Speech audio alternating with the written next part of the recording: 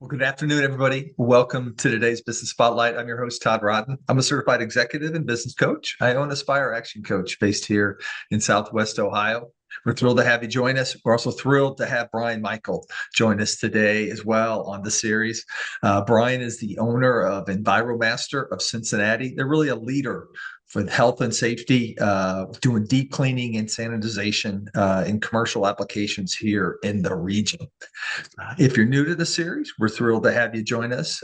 We encourage you to hit the subscribe button so you can receive future messages like you're going to hear from Bryan today. So without further ado, Bryan Michel, Enviro-Master of Cincinnati, welcome to the Business Spotlight. If you could be so kind, take a minute and share a little bit more about your background and how did you get started in commercial services? Well, thank you, Todd. My background is probably best described as circuitous. I've done everything from working for the United States Senate to real estate to I spent the bulk of my life in pharmaceutical sales and training, led global teams, developing training solutions for a digital transformation company. And I also worked as a consultant for a company specializing in applied behavioral economics. And that's where I really kind of learned about business applications and I really got more interested in potentially just becoming my own boss. Just prior to this, though, I was leading a training team for a Fortune 500 insurance company. I had kind of decided to get out of sales after being in sales for 20 years, wanted to try something differently. So I was leading a training team, and it was in the HR space. And I quickly found out that salespeople are a little different than HR people, and I was definitely more of a salesperson. Um, so I kind of knew like day three that it probably wasn't going to be my long-term home. And I just happened to have a particularly challenging week at work and got a phone call from a broker who was selling a business. I'd gotten calls like this many times in the past because I used to own an import company on the side as a joint partnership with my brother-in-law who lived in Peru years ago, importing private label food. Um, and so my profile on LinkedIn just gets flagged, I guess, for being an entrepreneur. And so I was a little more receptive to the call in this particular week. So I talked with the person, and as they were talking, I realized I was really familiar with this business space because one of my clients, when I was with that agency with behavioral economics, was now one of my competitors. And so I knew I used to help them design sales incentives. And so I looked at the business model. I looked at it was a couple who wanted to retire. They had done it for 8 years. They'd done well, but I saw a lot of opportunity for growth. And so I went and I bought the company, and I've been working for myself for the past 3 years. So That big step from kind of more of a corporate environment to now oh on yeah, your own. I'm sure we're going to get more okay. into that journey. So to maybe help with some of our listeners, tell us maybe who are like kind of ideal customers for you and the services that you provide. So that's one of the nice things about this particular organization. This is a franchise, but and really anyone that's a business could be one of our clients. We don't work with residential. We work just with commercial. But if you have toilets, hard surface floors, windows, concrete, patios, dumpsters, pretty much what most businesses have, Yeah. we have different services that we can work with you. So the bulk of our customers are restaurants, hotels, grocery stores, and fuel centers. So Okay. hmm. A great mix. And we were talking offline before we got started, just around kind of your different approach to how you provide these services, both the innovation and I think in many regards mindset as well. So maybe go a little bit deeper. Tell us about kind of what separates you in the marketplace from other providers. Everything that we do, there are other companies that do similar things. We just do them a little differently. For instance, we clean restrooms, but we're not just going in and cleaning them. We clean the restrooms and then we provide, I'm sorry, after we sanitize them and deep clean them, we apply a protective coating over all the fixtures that acts as both a dirt and germ barrier. It's good for up to 9 days. So it makes it easier to maintain those restrooms and keep them clean during the period that we're gone. Things just wipe off with water. It's kind of like Rain-X for that you have on your car window, but just for fixtures. But it also has an integrated peroxide compound that continues to kill bacteria and viruses for up to a week. So that helps to reduce transmissible disease. It also kills off the bacteria that's responsible for bathroom odors. So in a sense, it kind of continues to keep cleaning and sanitizing while we're not there. To my knowledge, there's no one else doing things like that. Our power washing team, we do both indoor and outdoor power washing. So we're actually able to indoor power wash because we have a water reclamation system that vacuums up all the water as we're spraying it. So we're not going to flood out a business by putting too much water down with a power washer, but it enables us to use high temperature and pressure to clean inside. And the reason we reclaim is because most people don't realize that it's actually illegal to power wash into a storm sewer. So it's a violation of the Federal Clean Water Act. And the Ohio EPA actually has a bulletin on their website about it, but people just aren't aware of it. But so we reclaim that water so that way when you're power washing outside of a restaurant, there's a lot of grease. And if all that were to go into the storm sewers, and every restaurant in Cincinnati and Dayton were to be doing that, the Ohio River would be black. And you can be fined thousands of dollars for doing that. So we basically vacuum up all that water and remove it to be treated correctly. And as a result, we're mitigating risk for our clients so that they don't get that call from the township or the city or the EPA where, they're now potentially having a devastating fine. I mean, it's like $10,000, $20,000. So it, could kill a small family restaurant. So not only being much more environmentally friendly and sensitive, but also you talked about some of the protective coatings in that, actually a Mhm. healthier, keeping it clean longer, but also Yep. keeping a healthier environment. So there's lots of other people doing the basis of what we do. We just kind of do it next level up. Even our windows, we put a protective coating when we clean windows that reduces the surface tension of the window down to near zero. And so things don't stick to it. And that covalently bonds to the glass. It's a permanent thing. That abrasion will take off in time, but you're not going to clean it off with chemicals. And so it enables your windows to stay cleaner longer. So, birds can fly by, do their thing, and rain's going to take a lot of it off. So So you bought nothing the sexy, business. but it helps businesses to keep their best foot forward Yeah, no, a in an very, very, innovative very way. important for the work environment too, right? You think about it, not only for because And that's their impression for their customers, and also it's the environment their employees need to live in too, right? even like I think I know it's kind of a weird thing to talk about, but like the urinal screens that we were using, all of our restaurants and businesses use them, but ours are different. And they're different in the sense that they change colors. And it sounds like it might just be a gimmick, but it's actually done so because when a gentleman's in there using the urinal and they see that the urinal screen is changing colors, they keep urinating on that. And the reason those things are in there is because it's deflecting, the urine from so it doesn't splash back on the floor. So if someone's paying attention to it because it's changing colors all of a sudden, and for the 30 seconds they're doing their thing, it's helping that floor to stay cleaner longer. It's keeping the urine from being on the floor. They don't have the smells building up. They don't have, it's not slippery because those urinal screens are designed to deflect it to stay inside the urinal. So it's kind of weird things to be talking about, but it really does help the businesses to put their best foot forward and, a clean, safe environment for their customers.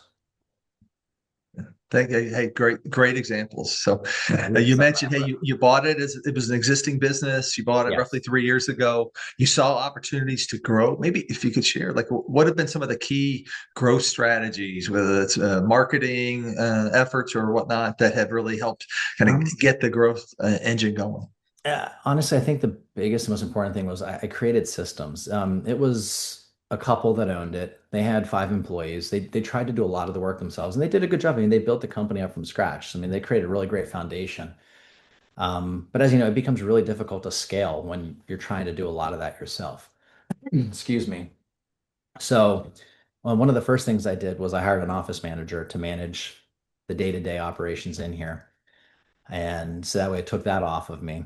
And then after about 6 to 8 months, one of the biggest disruptions was people would call off and I'd have to figure out how we're going to manage that. And, you know, sometimes me going out and doing it, which then put me a day behind everything else. So I had identified one of our Sandy technicians who had been here a long time, uh, came to the table with a lot of different ideas. I could tell that he really cared. And so I promoted him into I created a role for him to be the route supervisor and manager. And his role was to take over leading that team. And someone calls off, he had to manage that. And so his responsibilities took a lot off of me, the things that were really disruptive. And that created a lot more stability in the organization. And so we're able to have a lot more continuity of service level. And also, a big part of his job was to do quality control, so QC visits. So that gave us an opportunity to find out if people were maybe picking up bad habits or maybe needed to be trained, retrained. And so it gave us some insight into the performance level of individuals, and not so we could go back and be like, bad person, you're not doing a good job, but find opportunities to continually coach people to help them get better at their jobs. Um, I'm from the school of thought that people typically want to do a good job most of the time. Sometimes they're just not aware that maybe they're slipping up. So by providing that opportunity and insight, that maybe there's some areas they can improve on, it helped them to do a better job. We've retained customers a lot better as a result. We have happier customers, and we do really have done a great job of retaining good people. So it's really helped to, I think, increase the overall productivity of the organization. And if you're losing fewer customers, then it's easier to grow too. So, and in a business like this where there can be a lot of turnover, creating that structure has just primed us for the ability to grow rapidly. So our first year we grew 35%, and our second year we grew 45%, which was a little bit crazy of a year. And if I didn't have that structure in place, it wouldn't have been possible. Yeah, and actually, that rapid growth will identify the weaknesses, and that's when stuff breaks, right? Yeah. So that's great. So maybe building upon that, then, looking back, has there been a past challenge that came your way that you and the team had to overcome? How did you, and what did you learn from that? Um, God, there have been lots of challenges. Probably one of the most challenging things we had to deal with is that 1 year of rapid growth. Um, it came because of one service agreement we had with a fairly large grocer. We were going to be doing their fuel centers. I had networked into the company, and we were doing a lot of different things for them at their stores, power washing their sidewalks, cleaning restrooms, those types of things. But it came to me and said, can you guys power wash fuel centers? Sure, it's concrete, absolutely.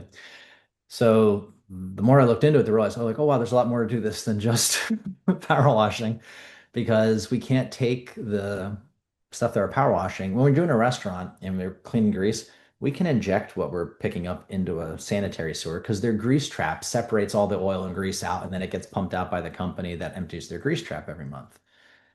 You can't do that with a fuel center because you're putting toluene and gasoline and oil and all kinds of other, hydrocarbons into the sanitary sewer. And the problem with that is, it could potentially catch fire, and that's not good, because it's flammable.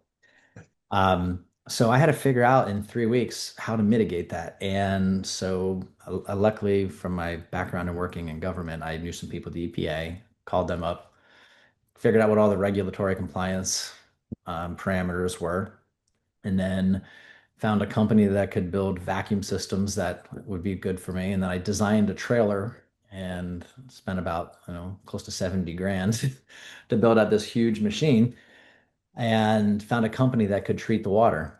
So I was hauling away well over 1,000 gallons of water every single night, bringing it back to my warehouse, pumping it into holding tanks, having this company come and pick up the water to treat it, which was just untenable. My warehouse did not smell very good because it was pretty nasty, dirty water. It was all black.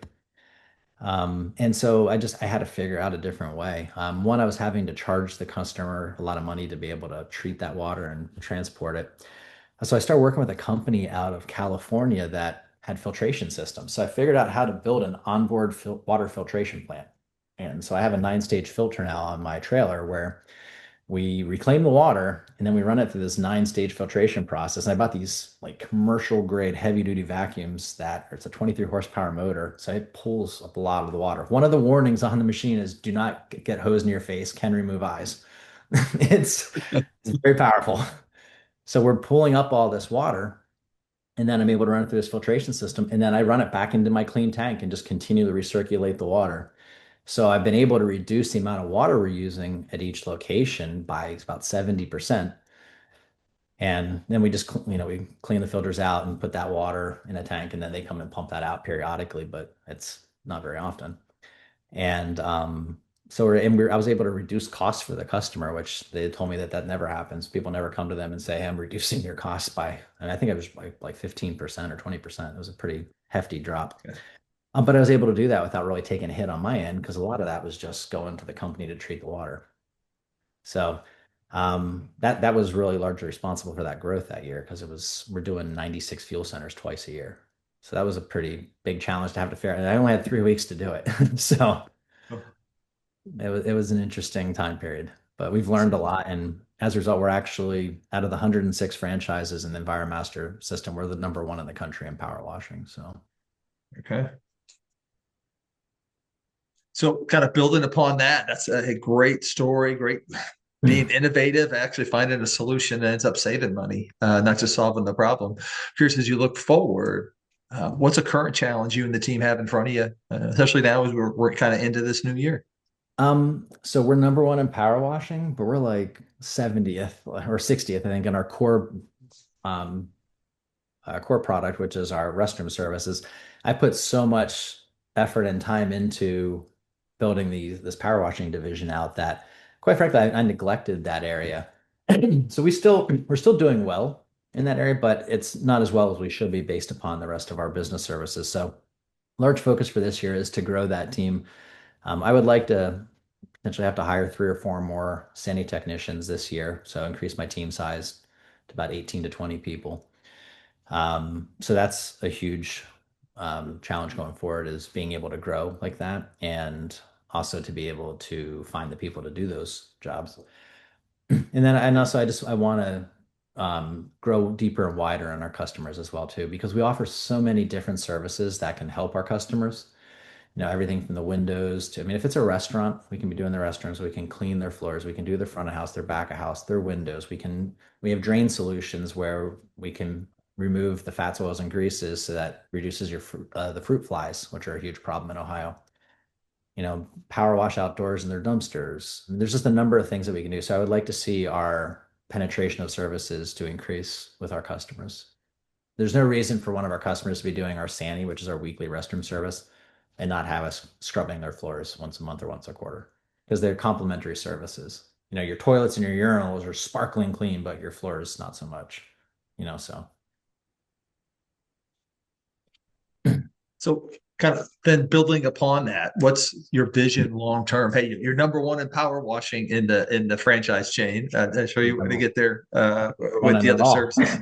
But I'm long term, maybe 5, 10 years from now, where do you see the business being?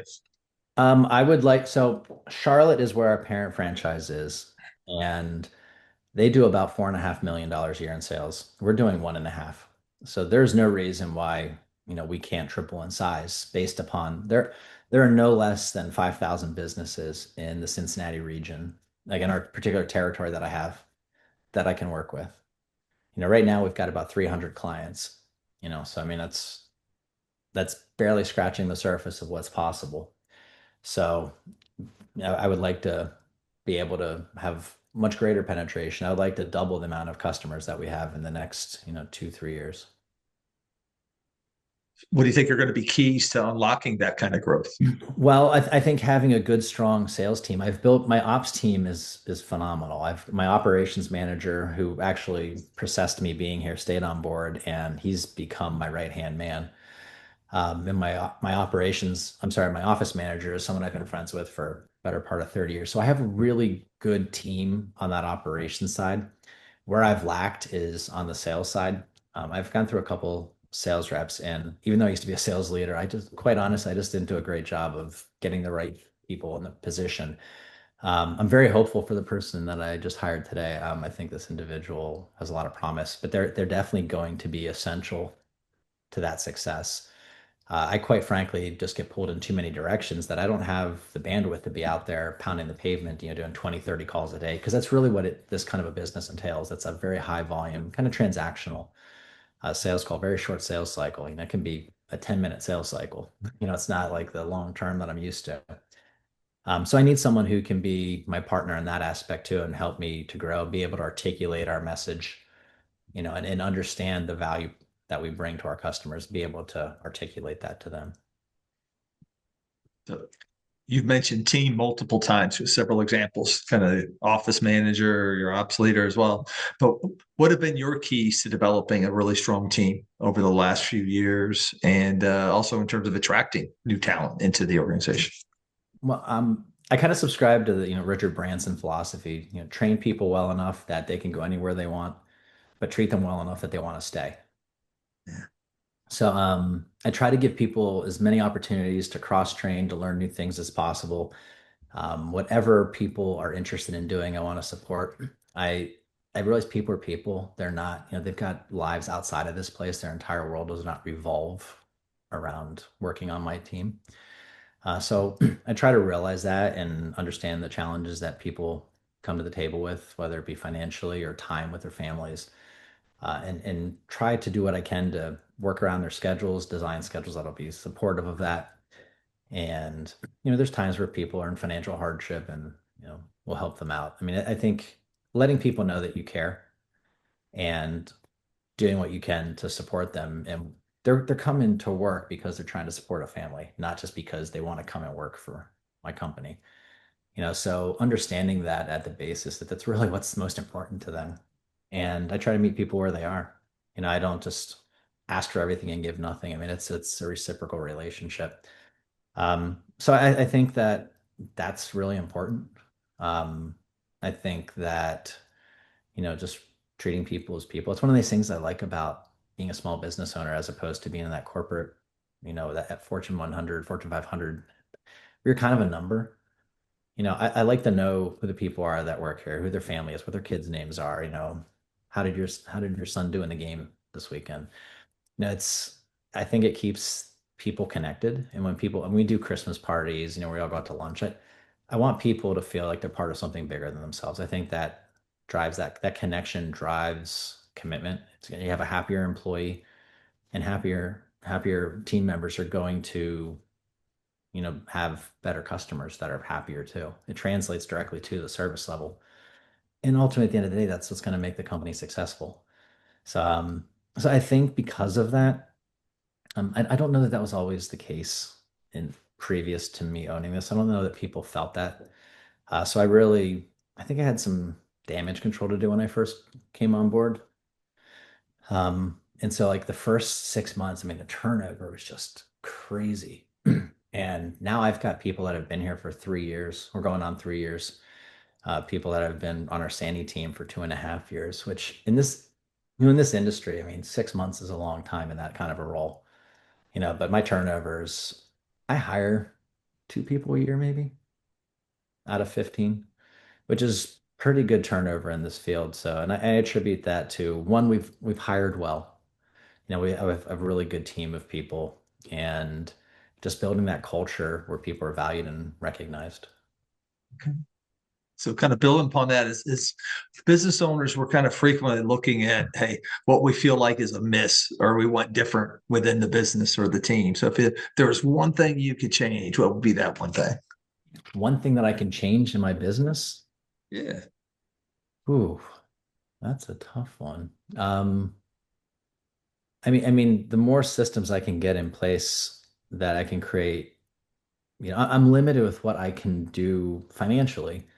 We're a small business, and I would love to have like fancy learning management systems and, CRM systems like Salesforce, but obviously, we don't have the capital to do that. So, we're hoping to, I'm in the process of getting a CRM up and running right now. And it's taken some time because I'm kind of doing it myself with my office manager on the side. And typically stuff like that, you hire an implementation manager, and it's a lot easier, but that's going to make things a lot more streamlined from a sales perspective because there'll be that institutional knowledge, what has happened on previous calls, what when they were a customer a year ago, but maybe they're not anymore, why. And just being able to manage that funnel. I think we've done a good job on the ops side of creating systems. We need to do that now going on the sales side. So Brian, I'm curious, has there been in your personal growth, right? You talked about kind of very diverse career background, many different industries, types of roles, then taking the plunge. Has there been a podcast, a book, a leadership mentor that's been influential in kind of crafting your journey? When I was with the engagement agency and I was certified in applied behavioral economics, we had to read a book called Predictably Irrational. It's by Dan Ariely.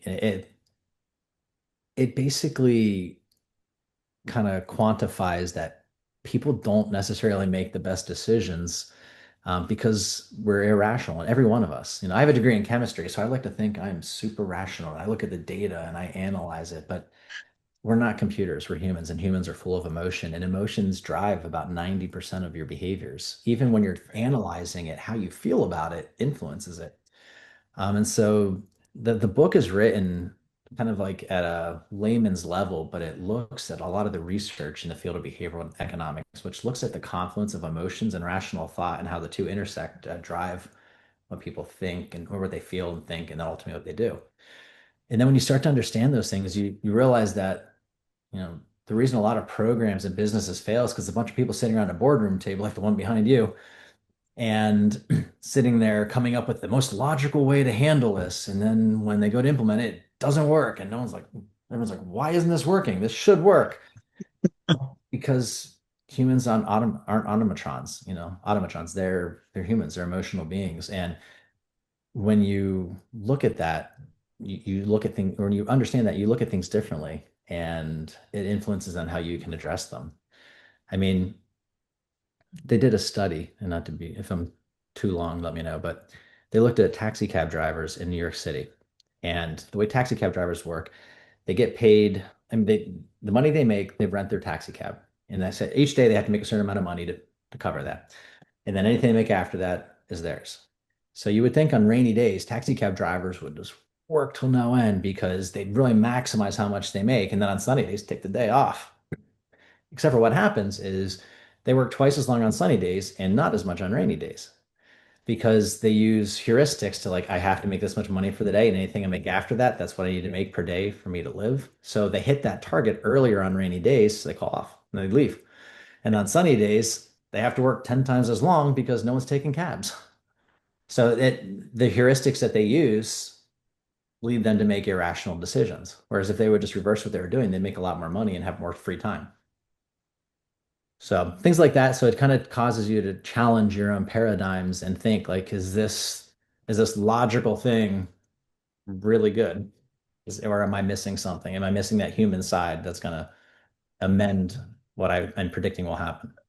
A great example with the cabbies there. It's a great We book. all fall victim to kind of similar thinking. So, Oh, absolutely. Brian, Myself time included. flies when we get together and share our journeys here. So I'm curious, as we get close to wrapping up here, what are the best ways for folks to learn more about Enviro-Master and to get connected with you or the business? Well, you can go to our website, which is Cincinnati, so enviromastercincinnati.com. On there, you can reach out to us. There's a link to be able to put in a request for quotes, and you'll get a call from me, and I'll come out and visit you. There's also a phone number on there that you can call our main office. So that's the best way. So, and as you mentioned, there's over 4,000 other businesses in the region that could potentially use your services, right? So, We right. welcome all of them. So as we close here today, Brian, great insights you shared with our community. I'm curious, what are you inspired by today? What am I inspired by?